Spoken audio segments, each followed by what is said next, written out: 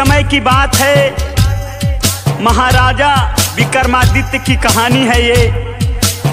सभी भोजपुरी श्रोता सुनने वाले, देश विदेश के सभी जनता जनार्दन को हम अभय लाल यादव ये कहानी आपको सुना रहे हैं। सबको नमन और प्रणाम करते हैं। एक समय की बात है, राजा विक्रमादित्य अपने महल में खुशी से झूम रहे थे और झूम के बोले कि मेरे पास महल अटारी, हाथी घोड़ा, मंत्री संतरी, इतना उनको अपने ऊपर अभिमान हो गया था। तभी समय से उनका झगड़ा हो गया।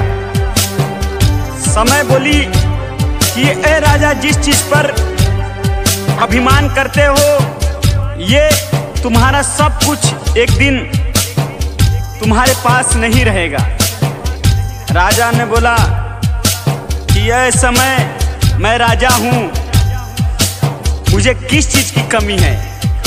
मेरे पास इतनी सारी रानियां, इतने मंत्री संतरी, खेत बगीचा, यहाँ तक कि मेरी प्रजा में जितनी लोग हैं वो सब हमारे हैं। लेकिन समय ने ऐसा श्राप दिया, अचानक घटना घटी। और क्या घटी सुनिए सबे। परली विपत्तिया राजा के ऊपरा, परली विपत्तिया राजा के ऊपरा, लौके न महल अटरिया, झर झर बरसे नजरिया, आए हाय झर झर बरसे नजरिया। परली विपत्तिया राजा के ऊपरा, परली विपत्तिया राजा के ऊपरा, लौके न महल अटरिया, झर झर बरसे नजरिया, आए हाय झर झर बरसे नजरिया। अचानक सब महल अटारी गिरने लगा, खेत बगीचा कुछ नहीं दिख रहा है राजा के सामने। आंखों में झरझर आंसू है। ये क्या होने लगा?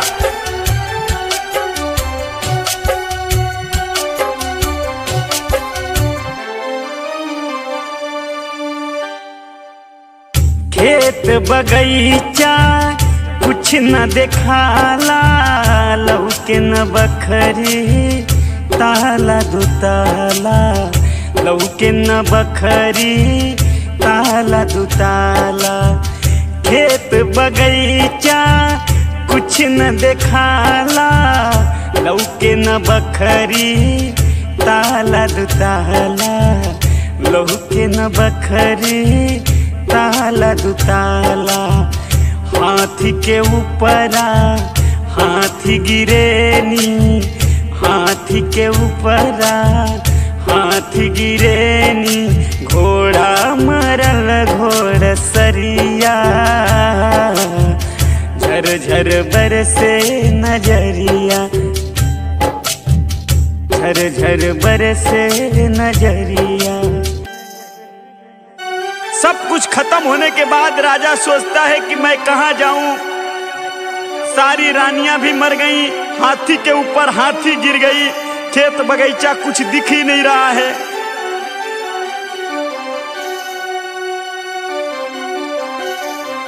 जब वहां से चले और भूख लगी उनको, तो कहाँ जाते हैं? भूख प्यास से व्याकुल भइले, अब अपना बहिनी तरयले, तब अपना बहिनी तरयले। भूख प्यास से व्याकुल हुए तो अपनी बहन के पास गए। सोचे कि बहन मुझे खिला पिला देगी, मुझे खुशी से रखेगी, फिर से मुझे राजकाज मिल जाएगा। भूख प्यास से व्याकुल भइले, तब अपना बहिनी तरयले, तब अपना बहिनी तरयले। लौड़ी से कही के बहिन के अपने लौड़ी से कही के, बहिन से अपने भेज देहन भैया खबरिया। झर झर बरसे नजरिया आए हाय, झर झर बरसे नजरिया आए हाय, झर झर बरसे नजरिया।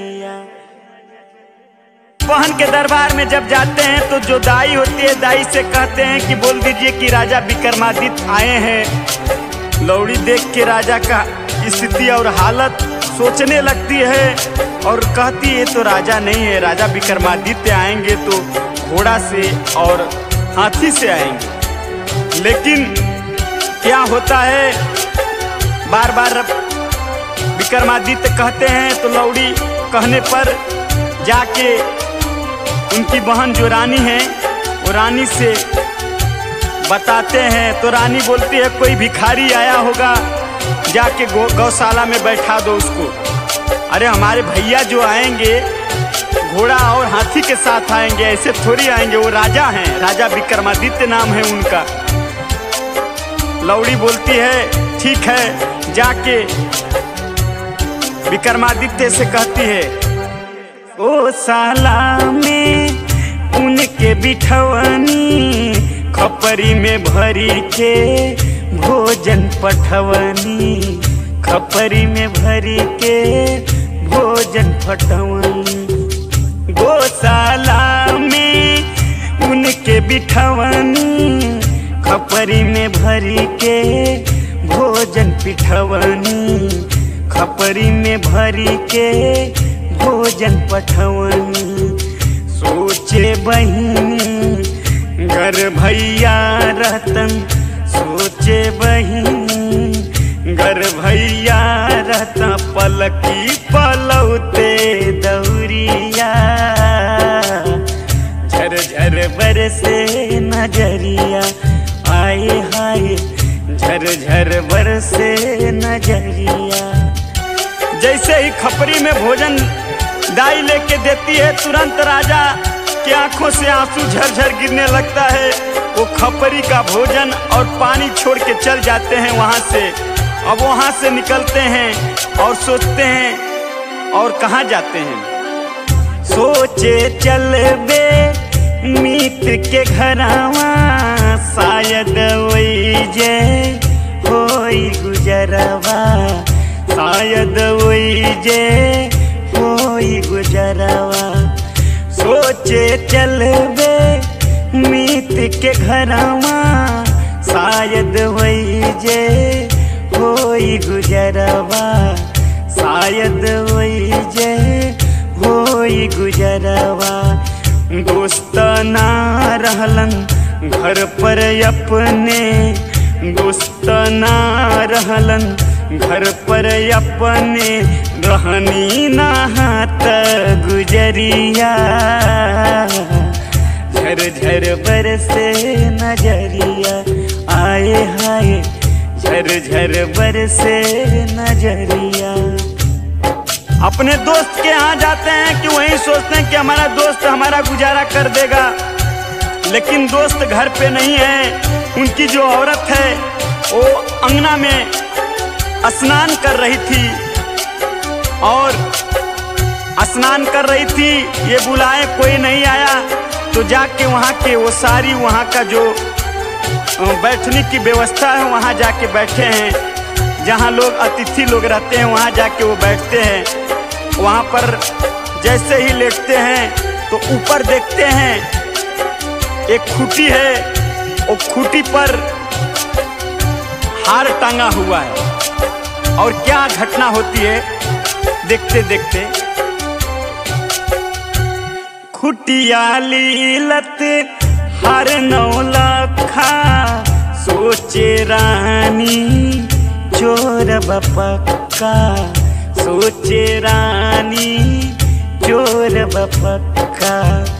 खुटिया लीलत हर नौलखा, सोचे रानी चोर बपक्का, सोचे रानी चोर बपक्का। रानी स्नान कर रही है, अपना 9 लखा हार वो साड़ी में टांगी है और वो खूटी हार 9 लखा लील रहा है। लेकिन जब रानी खूटी 9 लखा हार लील गया तो रानी ने इनको विक्रमादित्य को चोर बनाने लगी और चिल्लाने लगी। जब उनका दोस्त आए तो क्या हुआ? नाही भरोसा मीत पकैले, नाही भरोसा मीत पे कैले, काटले हन 10 अंगुरिया, झरझर बरसे नजरिया, आए हाय झरझर बरसे नजरिया। वो दोस्त राजा विक्रमादित्य के 10 अंगुली काट देता है और खून से लथपथ हो जाते हैं राजा, आंख से आंसू झरझर गिरता है। वहां से राजा रोते रोते निकलते हैं और रास्ते में जाते हैं। एक और घटना घटती है। क्या घटती है? जितने हाथ से खून गिरत बा, उतने आँख से लोर चलत बा, उतने आँख से लोर चलत बा। जितने हाथ से खून गिरत बा, उतने आँख से लोर चलत बा, उतने आँख से लोर चलत बा। देख दशा एक दिन दुखी के, देख दशा एक दिन दुखी के, ले गई नी बुढ़िया मतरिया, झरझर बरसे नजरिया, आए हाय झरझर बरसे नजरिया। उतने आँख से लोर चल रहा है और रास्ते से जा रहे हैं। उधर से एक भीख मांगने वाली बुढ़िया आ रही है रास्ते में। बुढ़िया जब एक दिन दुखी को दुखी में देखती है तो उसके आंख से आंसू गिरने लगता है। वो बुढ़िया मतारी उस राजा विक्रमादित्य को वहां से लेके चल देती है कि चलो बेटा मेरे घर रहना, मैं एक भीख मांगने वाली भिखारी हूँ, लेकिन मेरे साथ रहना, जब सही हो जाना तो कहीं चले जाना। वो राजा विक्रमादित्य वो बुढ़िया की बात मान के वहाँ चले जाते हैं। कुछ दिन बीतता है, साल 2 साल 10 साल। तब क्या होता है? कुछ दिन बीतल पवले खबरिया, भैनी सयान रा जाके छोकरिया, भैनी सयान रा जाके छोकरिया। कुछ दिन बीतल पवले खबरिया, भैनी सयान रा जाके छोकरिया, भैनी सयान रा जाके छोकरिया। आप लोग सोच रहे होंगे कि राजा की छोकरी कैसे सयान हो गई? वो उनका तो सब कुछ बिला गया है, सब कुछ मिट चुका है। ये जहाँ ये विक्रमादित्य रहते थे, जहाँ वो भिखारन रहती थी, वहाँ के राजा की लड़की सयान हो गई है।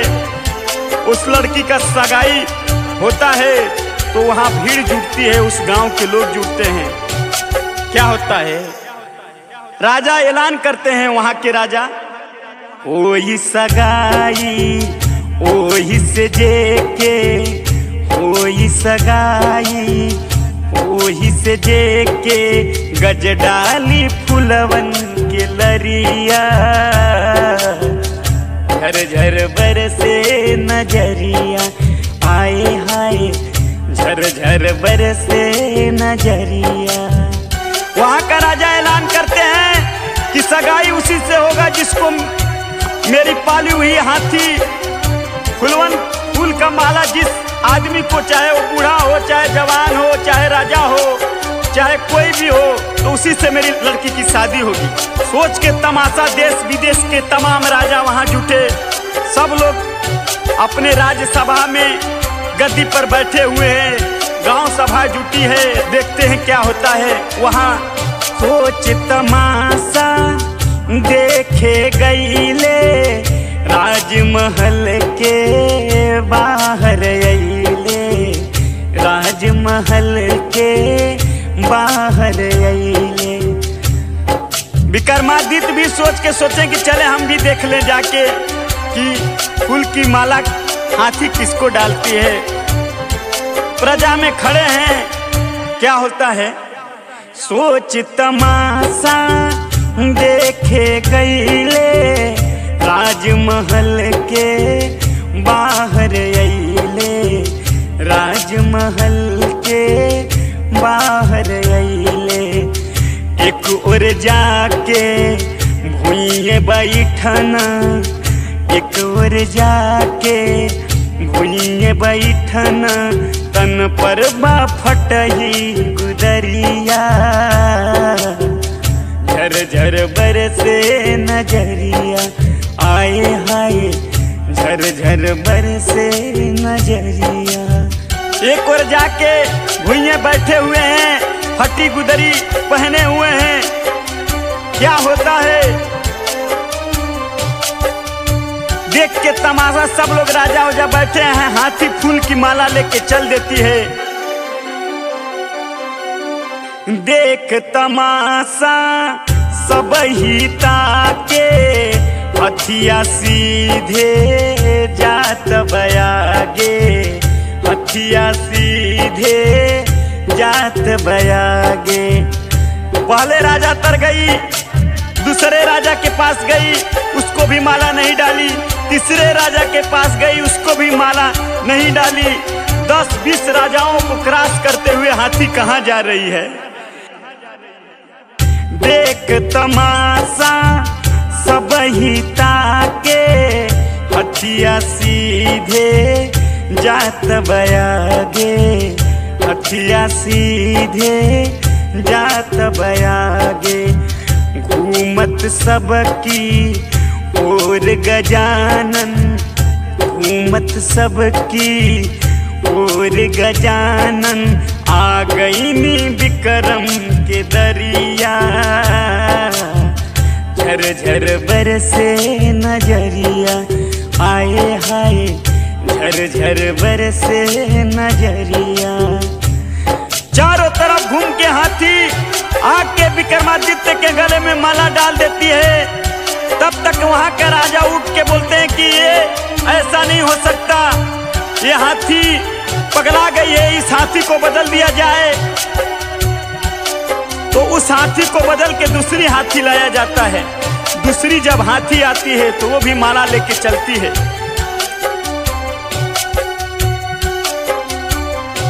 पहले राजा तर जाती है, फिर दूसरे राजा के पास जाती है, तीसरे राजा के पास जाती है, पूरे चक्कर लगाती है। प्रजा में और राजगद्दी के सामने सब बैठे तमाशा देख रहे हैं। क्या देख तमाशा सब ही ताके, हथिया सीधे जात बयागे, हथिया सीधे जात बयागे। घूमत सबकी और गजानन, घूमत सबकी और गजानन, आ गई नी विक्रम के दरिया, झर झर बरसे नजरिया, आए हाय झर झर बरसे नजरिया। दूसरी हाथी आती है, चारों तरफ घूम जाती है, किसी राजा पर माला नहीं डालती है, जाके वो भिखारी विक्रमादित्य के गले में माला डाल देती है। जैसे ही विक्रमादित्य के गले में माला डालती है, राजा उठता है। तब तक जो लड़की थी खड़ा होकर बोलती है, पिताजी ऐसा है कि मेरे किस्मत में ये भिखारी ही लिखा है, तो यही मेरा पतिदेव हो सकते हैं। आप इसके बाद आप फिर से हाथी मत बदलिएगा। तब क्या होता है?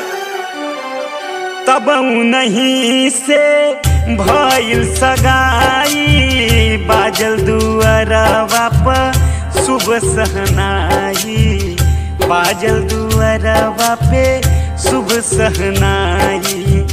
कबहू नहीं से भइल सगाई, बाजल दुअरवा पे शुभ सहनाई, बाजल दुअरवा पे शुभ सहनाई।